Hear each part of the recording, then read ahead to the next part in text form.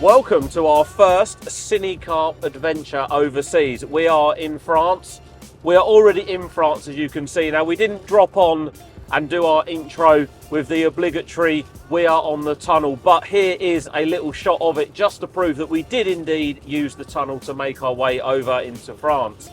Now, the weather could be a little bit better for our first adventure. It is absolutely chucking it down, and the closer we got to the lake, the heavier the rain is getting. But we are off to a lake called Deux Pierres.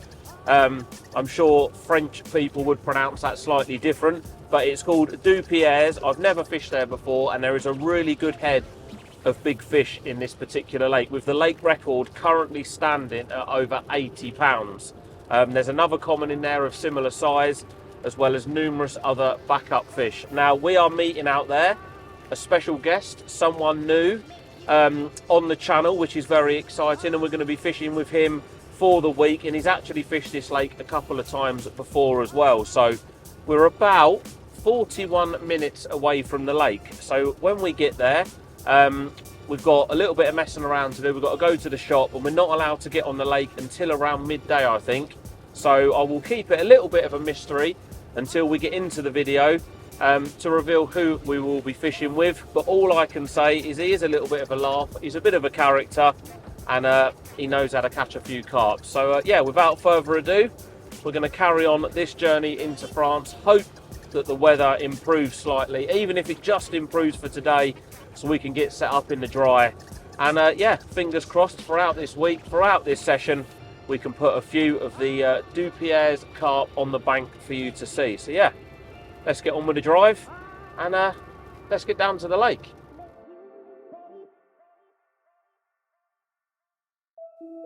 As eager as Tom was to meet up with his special guest upon arrival, the weather soon put stop to it, and with the rain relentlessly sweeping in, it was a case of getting the kit set up as quickly as possible. With the bivvy up in minutes, Tom went about getting the boat cleaned out. The weather soon settled, but the light was fading quickly. Tom made the most of the conditions and got out on the boat to try and mark up a few promising areas in the weeds that he could get the rods to the following morning. It wasn't easy in the low light, but by using a net pole to prod the area, Tom soon found some presentable spots. It was now just a case of getting his rigs tied up before getting our heads down after an early start.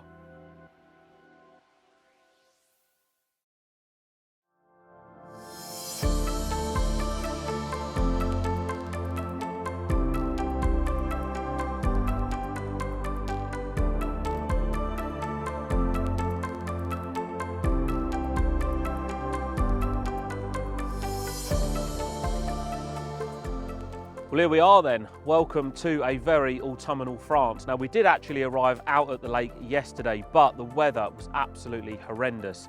And by the time we got here, given the time of year, had a walk around, it was near on dark by the time we eventually got the bivvy up, everything sorted, and I went out in a boat and just had a little look around just to try and find a couple of little likely looking areas ready for today. But like I say, it was absolutely pouring it down. And after not sleeping for the best part of 18 to 20 hours, all I really wanted to do was to get my head down and have a little sleep. But here is the lake. What a beautiful lake it is. Deux Pierres is the name of the lake. It's 10 or 12 acres in size. It's got one island in it, but it's quite a nice shape in the sense that it gives each person plenty of room from every swim. Now, there is only 3 of us fishing on this particular trip this week. There's myself, our special guest, and his friend, or our friend should I say, that's come over with us. So we've got plenty of water between us.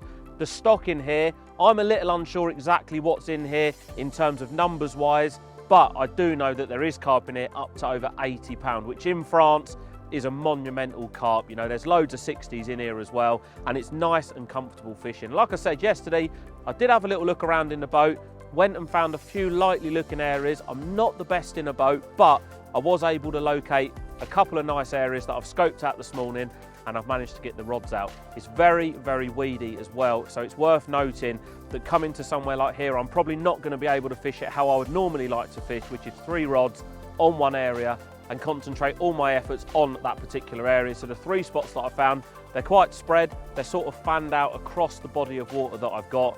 It is shallow as well, so I don't really want to be going out too much with the rowboat. So now I've found those spots, sort of hoping and praying that over certainly tonight or tomorrow night, might get an early bite. I've not fished here before, so it's always getting that first bite from that new lake is always sort of a bit of a challenge. But then when you get that first bite, you know, it does fill you with confidence. And what I don't want to be doing throughout the course of the week is chopping and changing spots, because if there's one thing that I have learned over my years in carp fishing is whether I'm fishing 3 rods on one spot or spreading them, the last thing that I want to be doing is by the end of the week having baited 15 or 20 different spots. So for now, I'm going to carry on enjoying my morning brew. The sun's up, dry all my kit out, and you never know, one of these rods might even rattle off.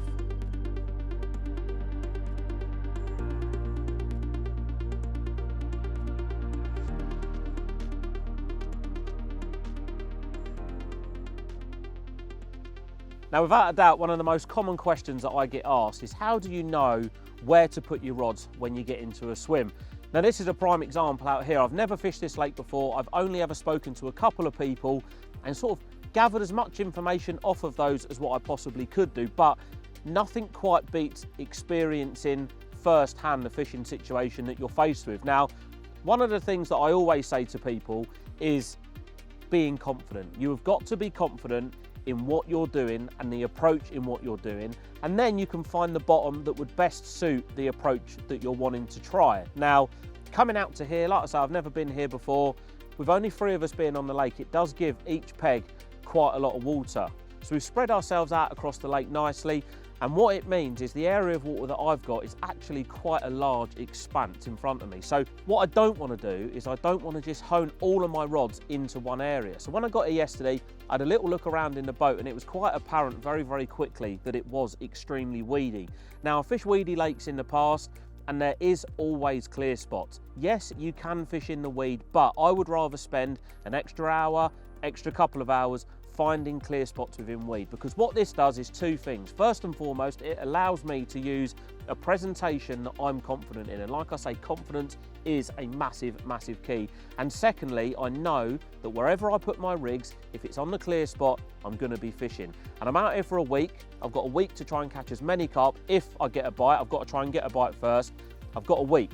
I don't want to be chopping and changing, and I don't want to be thinking, oh, was that spot good enough? Should I redo it? I want to make sure that my spots are 100%. So what I've done, I've gone out there, I've found 3 lovely clear spots, dropped H blocks on them, and I've just had a little prod around each H block, probably 4 or 5 foot either side. So when I come back and drop the rigs via a bait boat, I know if they go ever so slightly left and right, that it's going to be landing on a clear spot, and I'm going to be fishing effectively all week. One thing it is worth mentioning as well is the boat that I've got hasn't actually got a sonar, so I'm having to use my own watercraft, my own ability to go out there and sort of visually see these spots and areas, and then comes the challenge of then getting your bait out to those. So what I've done with the H blocks in position, I've taken the boat over to where the H block is, dropped the lead down, and I've just had a little feel around, because one thing I don't want to be doing is constantly going out in that rowboat. Bait boat's absolutely fine. You're not going to spook the fish with that. They might just push away, but they're not going to spook miles. Whereas I feel with a rowboat, if you keep going over their heads, before you know it, they're just going to bugger off and they're going to go down to the opposite end of the lake, which is not what I want the fish to do. So with that all said and done, the 3 rods, like I said, are at different distances, and I have fanned them around. So I've covered quite a lot of water, probably from my left hand rod to my right hand rod, probably the best part of 150 yards. But the way in which I've put these out, again, I feel will help me as the week goes on, because what it will do is it will allow the fish to sort of pass in and out the swim. So I've got an island out in front of me. My left hand rod is off to the left of the island, but only halfway between me and the island. And the reason why is because I don't want to put a rod right up against the island, because I feel that that could stop any fish leaving the peg, or it could also stop any fish entering the peg. If there's any fish down to my left, I want them to come up the lake. My rod's halfway across, it's on a nice clear spot, the fish are going to find that bait. As I move around to the right, along the sort of corner of the lake, so to speak, my middle rod is my furthest rod that's out, and that's at 23 wraps, almost at a 45-degree angle to the bank that I'm fishing. And then my right hand rod is shorter again at 21 wraps, and that's more to the right. Now, to my right hand side is a snaggy margin, but the way in which my peg is aligned doesn't really sort of put me in a good stead to fish into that margin, because I'd be pulling the fish down the margin rather than pulling them away from it. So what I have done there is I've come off of it. So I'm probably 6 or 7 rod lengths off of that, but I'm not right down in the bottom corner, because again, it's all about giving the fish a little safe haven. At the minute, that's off the back of the wind. The sun's beating down there, and I just think it's going to be an area of the lake where fish will hold up. Anywhere you generally tend to go, around an island or in snags, there'll always be some form of passing traffic. But it is, like I say, worth noting that my rods are spread, and the way in which they're spread, it just allows the fish to pass freely coming into the bay that I'm fishing, and also if they want to exit.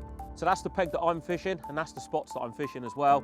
I suppose now all I've got to do is hand over to our special guest, and he'll show you exactly how he's approaching it.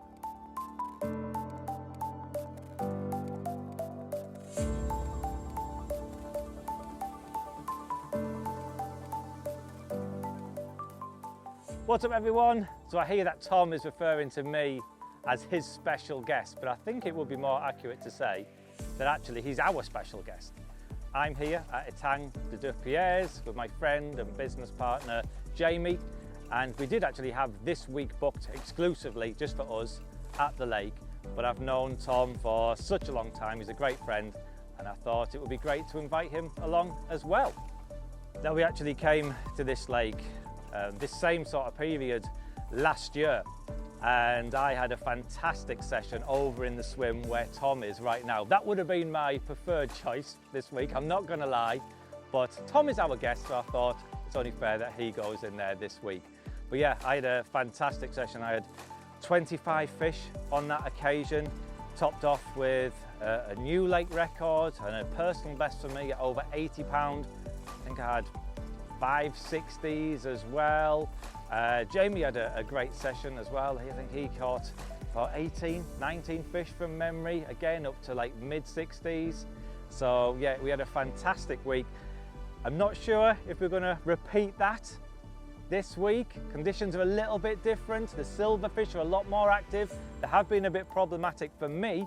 I got a couple of rods in the water last night. I was fishing with worms. When I woke up this morning, the roach was straight on the worms. I ended up catching a roach on each rod, which then got eaten by a pike on each rod. I've had an absolute nightmare, but things can only get better, can't they? So I'm just going to get some new rigs tied. The plan is actually not to fish today. I think the silverfish are too active during the day. So the plan is to get everything all set, get the rods in just before it gets dark, and hopefully tonight we can catch some carp.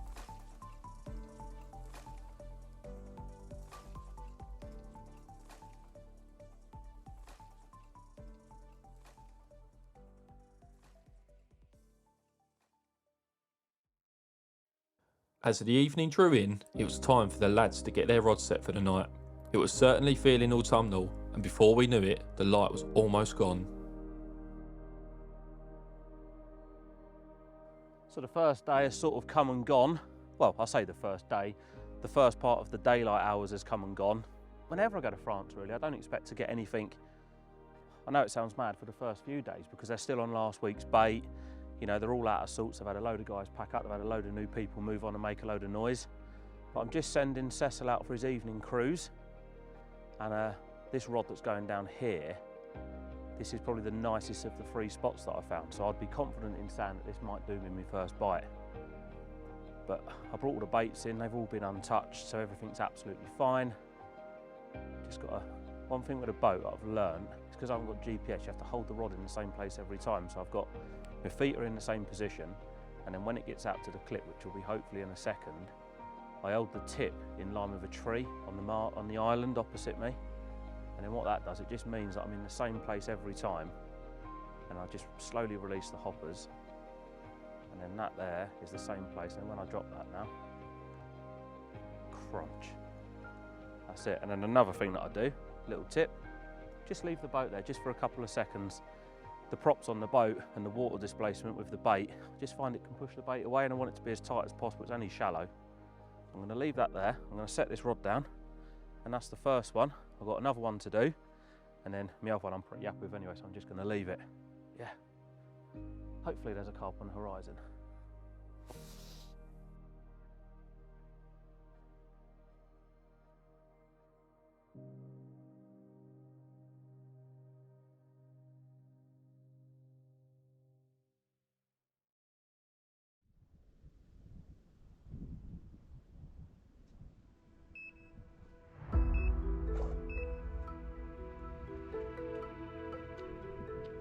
Brad.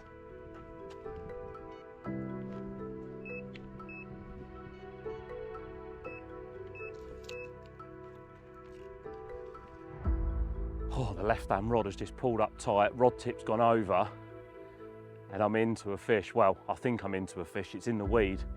I'm just gonna hold it under a little bit of tension just for a second. I've just got up the top of the bank just to get a bit of height on it. I've got the boat as well if I need to, but I don't really want to go out in the boat. So I'm just going to hold it under a bit of tension. Oh, excuse me. And hopefully I can keep it moving or get it moving. It's one of them, like it's grating, but the problem I've got is if I go in the boat, I don't know if I'm going to get it back on my own. Kind of open, it just gets a bit of weed on its head. But then I'm playing it like this, thinking it could get a bit of weed on its head. But fishing for fish to £80. So it could be a good one. What I've got to do is concentrate. Hopefully, it's nice to get a bite, that's the main thing. Getting that bite is the key. First bite from a new lake, somewhere you've not been.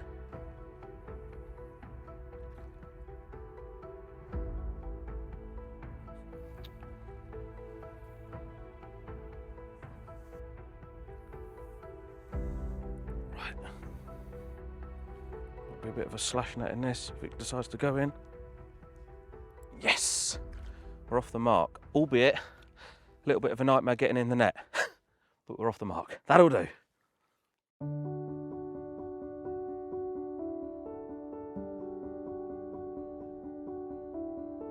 Right, these all got to be lifted. Nice easy lift. There we go. Right, here we go then. What are we saying?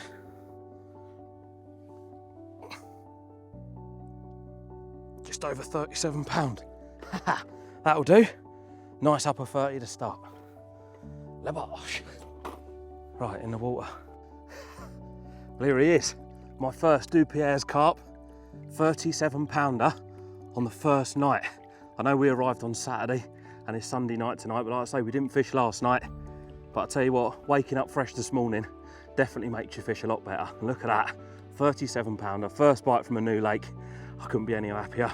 Just sets the week up now, you know, not that there's any pressure, but we've had a bite. I know that spot's working. Don't really know what to say. Hope I don't get any bigger than this. I'm struggling with this one. Look at that though. A nice, clean, long, 37-pound French mirror carp.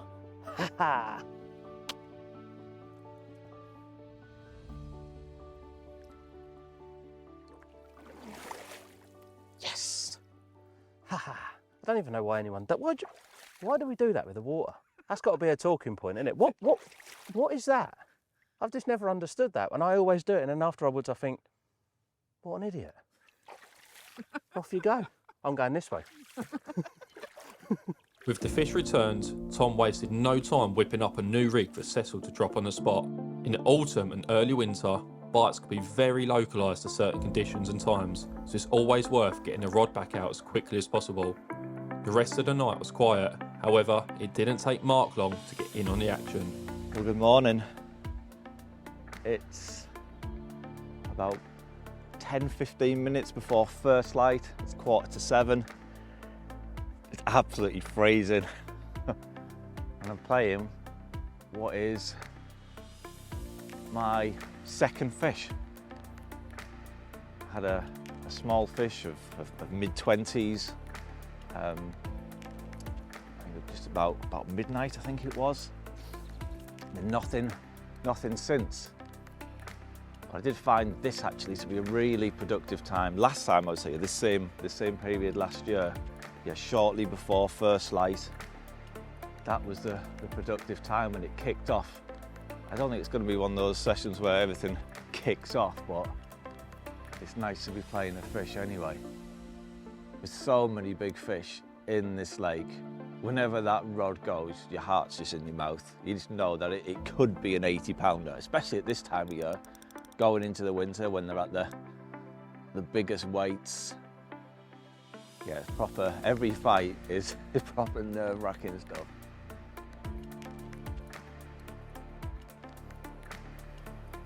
This time, come on. Get that head up. Get that head up. Get that head up, get in that net. Oh, get in, get in, get in. Yes! That's a better one. What's we got here? What do we have here? I mean, he's not little.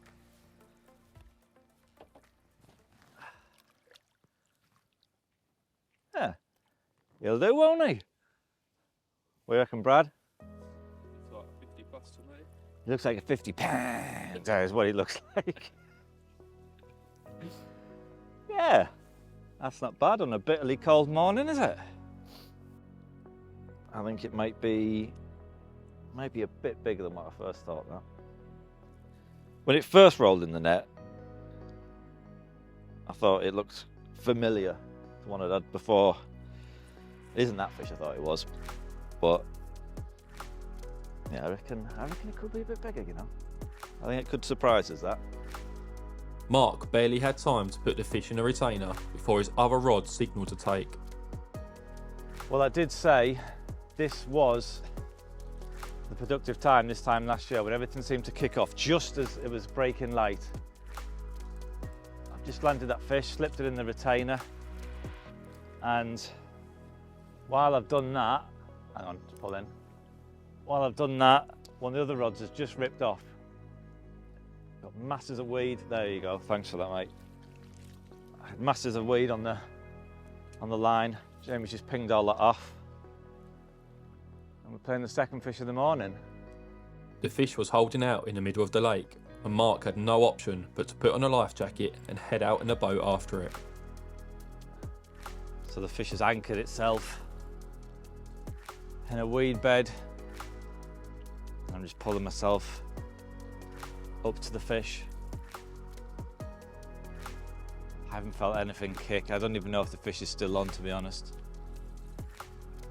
Yeah, I can feel something pulling. There's a fish on, as well as a massive ball of weed. There he is. It would be useful if he just swam straight in that net like that. That's how it's done. We got him. There we go. It's a common this time. Very cooperative one. He's not bad, is he? Not bad. 2 takes in a matter of minutes. There we go. With Mark heading back to the bank with his prize and the signs of first light beginning to show, Mark's remaining rod was off, resulting in his 3rd bite in a hectic morning feeding spell. I've said a few times already that just before first light seems to be the most productive time, and last time I was here it was really kicking off, getting multiple takes. Didn't expect it to happen this time. Conditions are a lot different, but here we are again. We landed that big, and just as it was getting light, and then just as I slipped that fish in a retainer, rod rattled off again, just popped that fish in a retainer while I got things sorted. Playing another fish. Crazy. Just like clockwork. Similar to the previous fish, the battle ground to a halt in the middle of the lake, meaning Mark again had to take to the boat, slowly easing his way towards the big weed bed that the fish had found sanctuary in. Yes, that's a big old head. Look at this. Look at the width of that. Crazy. This is it. Come on, keep your head up, please. Get in, get in, get in. Oh, he's in. He's in. Let's have a look what we got here. Oh, he's a spotty old dinosaur, isn't he? There you go. Right, let's get him back to the bank and take a closer look at him. And the others as well.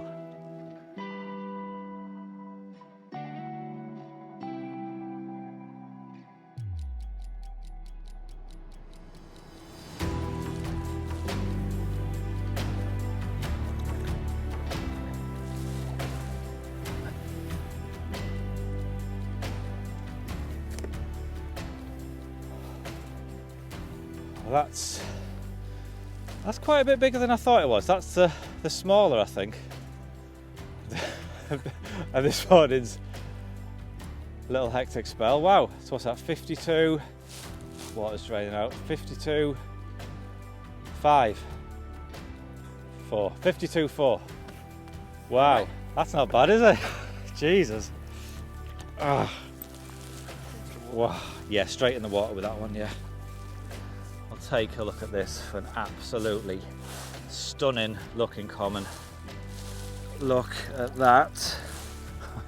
That is a proper wood carving. £52, 4 ounces. Stunning, dark common. Look at it. And that's why we came here, to catch fish like that. Look at it. Oh yes. Even the swans are impressed.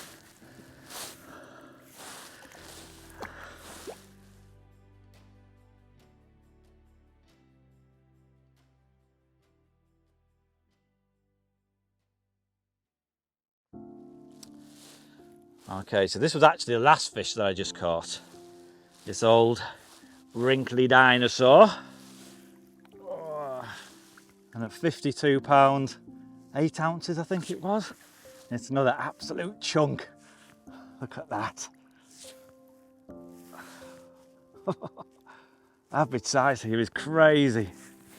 We're going to slip this old fella back because we've got an even bigger one waiting in the retainer. Are we slipping back? Look how wide he is. Look at that.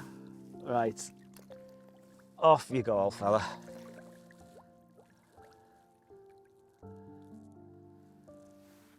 Okay, right, let's take a look at this one.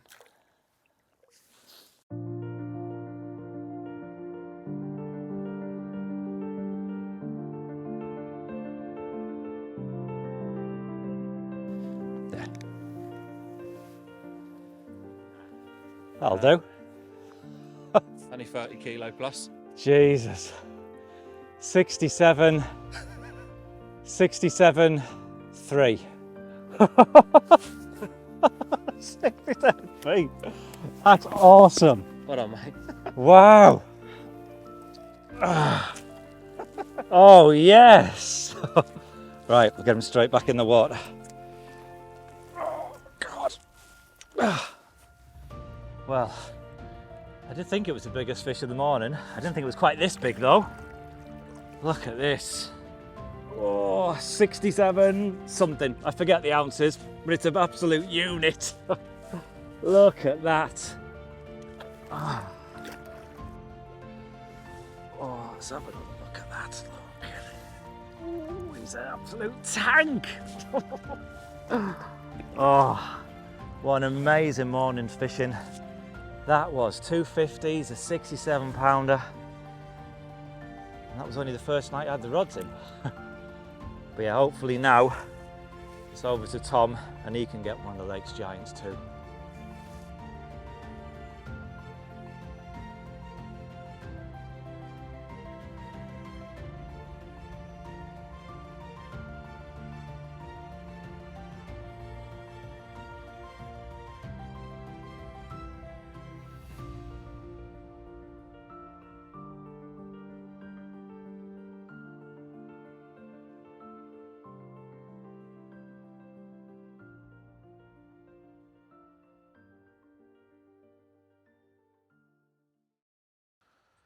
I'm just bringing the boat back to shore. Now, I caught one last night. I'm over the moon to have got off the mark. Like I keep saying, especially from a new venue.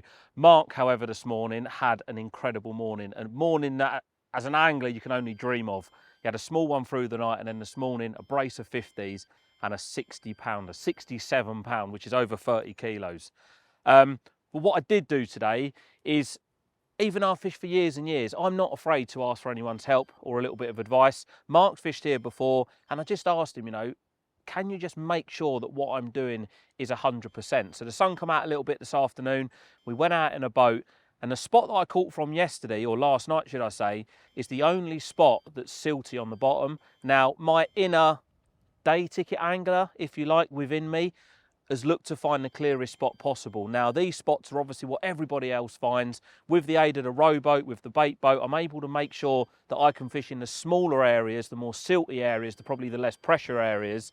And that's exactly how I caught that fish yesterday. So what I've done, gone out in the boat with Mark, taken a couple of H blocks, the sun come out, we could see the bottom a lot easier, had a good prod around, and I found 2 other spots that I'm really happy with. So what I'm doing now is I'm just taking my bait boat out to the H block, waiting to hear it clunk when it hits the H block, putting it in the line clip, the reel, obviously I've got the lead inside the boat, clipping it up, marking it up. The spots aren't drastically different to where I was fishing yesterday, but moving it a little bit may just make the difference. And I'm also going to make a couple of other changes as well, because even though I've caught a fish, Mark's obviously had 4 down that bottom end, and there was a lot of fish showing up here, and I just feel that potentially maybe I should have had 1 or 2 more. So I'm going to do a bit of a tactical change in terms of rigs, which we'll show you in a bit, and also as well with the bait. I don't think I put enough bait in yesterday.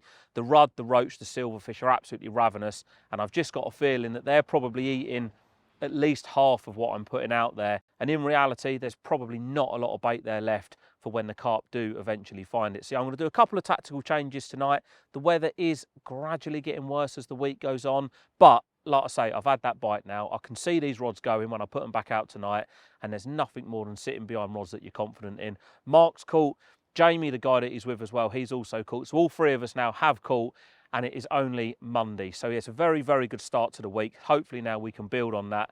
And even though Mark's had a 67, there is still a good handful of fish in here that are a lot bigger than that. So yeah, you never know. That next bite could just be the big one.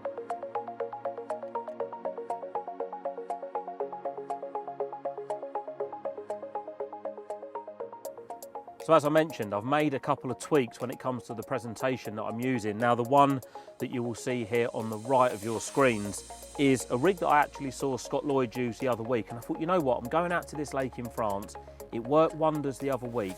I'm going to take it with me because it's just one of them things. Again, like I say, it's confidence. I saw it work the other week. And first impressions of the lake when I was out in the boat, there is a lot of weed in there. And I thought if I can present a natural bait up above the weed, even though it's very, very low line on the actual spots that I'm fishing, it just means that if the fish come over it, it just makes it easier for them to pick up. I've obviously fished it now overnight. I did catch 1 fish on it last night, but in my head, something's just telling me that they're seeing it and it's too obvious. You know, when you are fishing with naturals, and I should know this better than anybody because I fish them so much, the fish are burrowing into the bottom, you know, they're smashing the bottom, they're trying to get them out. And that's one of the reasons why I've changed. And secondly as well, the silverfish are an absolute nightmare. Now the way in which that you fish this is with a cork ball. It's very, very hard to find a pop-up with the same buoyancy as a cork ball because you need it to sit up should the worms come off, so you're still fishing with something, but you also need it buoyant enough to hold the worms off of the bottom. And I just didn't feel that this was firstly giving me a big enough hook bait, and secondly, because I'm fishing with 6-ounce leads when I'm dropping them from a boat, the fish, or the small fish should I say, were in fact on 2 of the rods that I reeled in, had pulled the cork ball off of the band, and I was actually fishing with no hook bait. Now the rig on the left you will see here is the one that I've changed over to. It's a much more conventional hair rig type setup. Again, I've stepped away from using the D-rig with the elastic band, which I've used for many, many years. And that is a great rig, and I will stress this, that is a great rig for casting worms. A very, very important tip when you are fishing with worms is if you're piercing them, you will find that they are massively susceptible to coming off on the cast, which is why putting them on with a band is always such a massive edge when you're casting. But out here, we're dropping everything from a boat, and what I've seen Mark and Jamie do, and they've caught on it.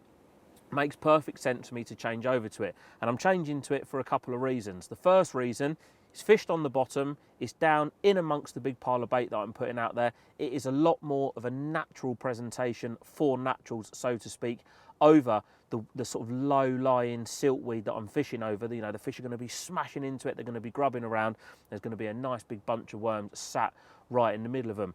Secondly, what you'll notice as well is underneath that I've actually got a 12mm krill dumbbell. Now this acts as 2 things. First and foremost, if all of the worms do come off the rig, I know then that I've got a hook bait on there that is more than capable of catching any carp that swims.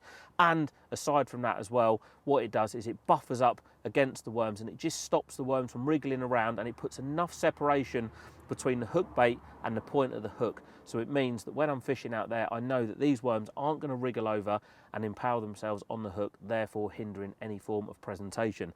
So it looks like quite a big change. It's two different rigs, but I know the rig on the left and the rig on the right will both catch me fish, but I just feel that the circumstances that I'm faced with here, the sort of hinge rig, so to speak, type worm rig, isn't really going to be as effective as fishing them down on the bottom. Well, I hope so anyway. That's what's going out tonight.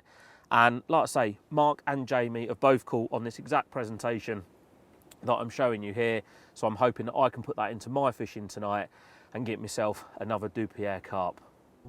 As is always the case with early winter, the lights soon began to fade, marking a time for both Mark and Tom to get the rod sorted for the evening, after the silverfish had moved away from their open water spots where they were fishing.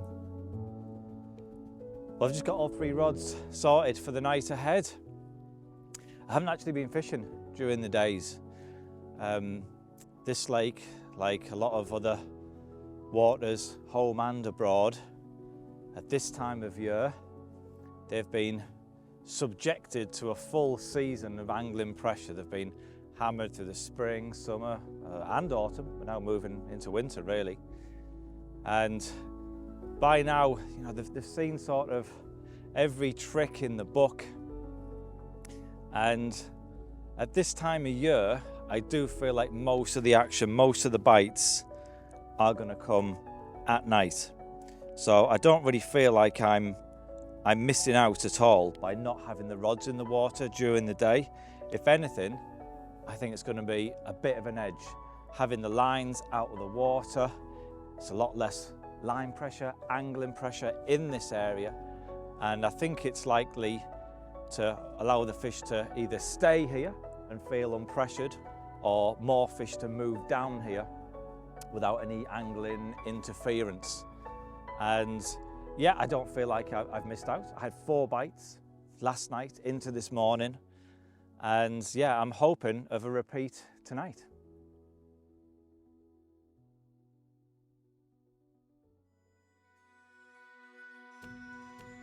Just as Tom had finished dinner, he had a call from Mark to say Jamie had just landed a big carp at over 60 pounds, and just as he was about to hang up, he had a bite himself.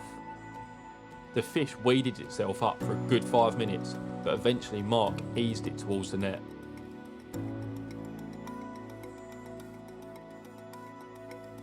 As we began to catch a view of the fish in the head torch, we thought it could have been a catfish with the sheer length of it, but Mark informed us that no cats were present. It could only mean one thing: the long common. This is one of the lake's absolute gems.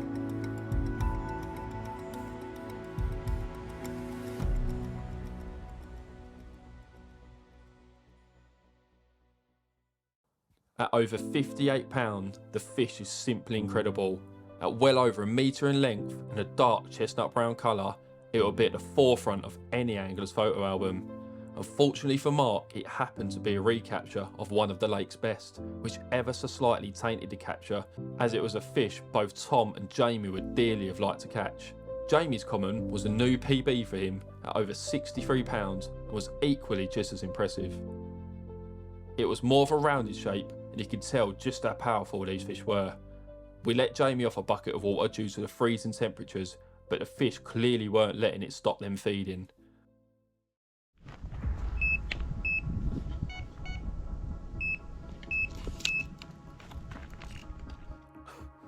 I'm into another one. It's been a little bit frustrating. I had the first one on the first night. This is obviously the second night, but it's more early morning now. It's about 4:30 in the morning. And the boys on the other bank have been catching a few consistently. It's been a little bit slower over here. I was just laying in bed and I'd heard a couple of fish showing in the left-hand rod. Same spot I caught the first one from. A couple of beeps up and I'm in. There's been some big fish out, so I'm just going to concentrate.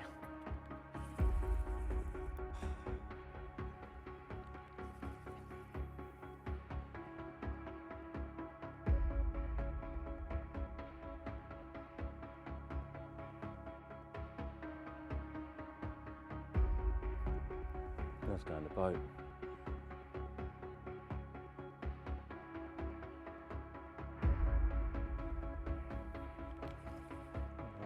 bigger, this one.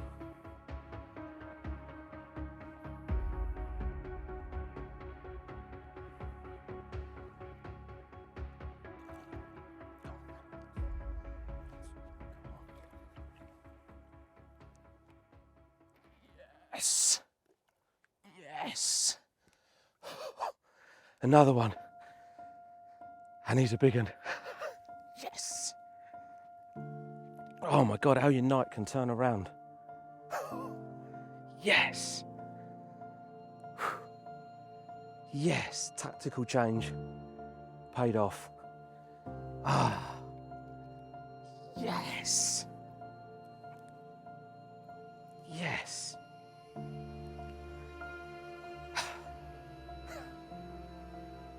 Oh, look at that. Yes. Oh. I'm just going to quickly get this one slid into a retainer because after about 8, 9 o'clock in the morning, bite time's over and it isn't long until that now. And if I've had one, there's definitely more out there. Can't stop looking at it. Yes.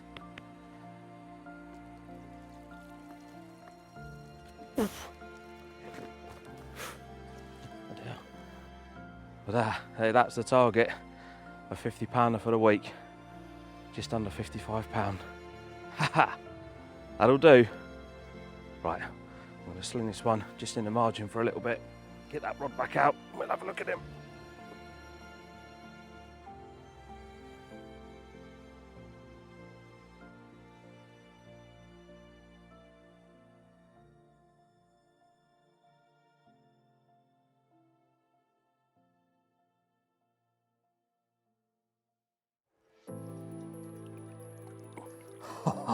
How about that then? That's what you come to France for. £54 and 14 ounces of Deux Pierres mirror. I don't even know what to say. Proper autumnal giant. That has made my week already. Unbelievable. Look at that. That's what you come here for.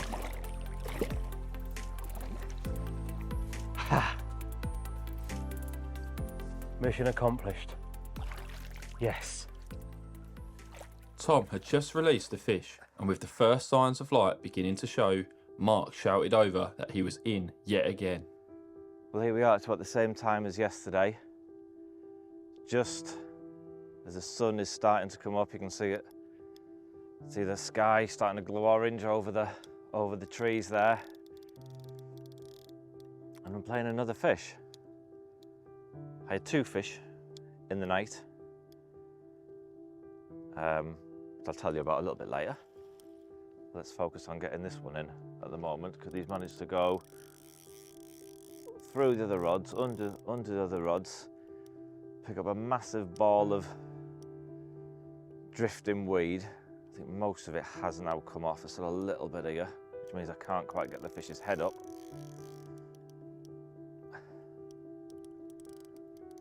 Things were going so well. It came in just like a dog on the lead until it got about 2 rod lengths from the bank and decided, nah, I'm not having any of that. I'm going to try and wipe out the rods and go out in this big ball of weed, and that's exactly what he's done. There he is. That's easier. There he comes. Right, come on, you're done now. Get in. Get in. Get over. Get in. Get in. There you go. This is a chunky unit.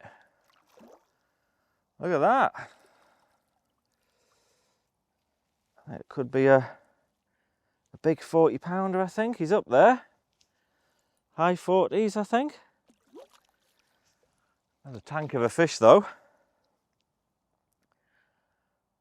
Proper wide one.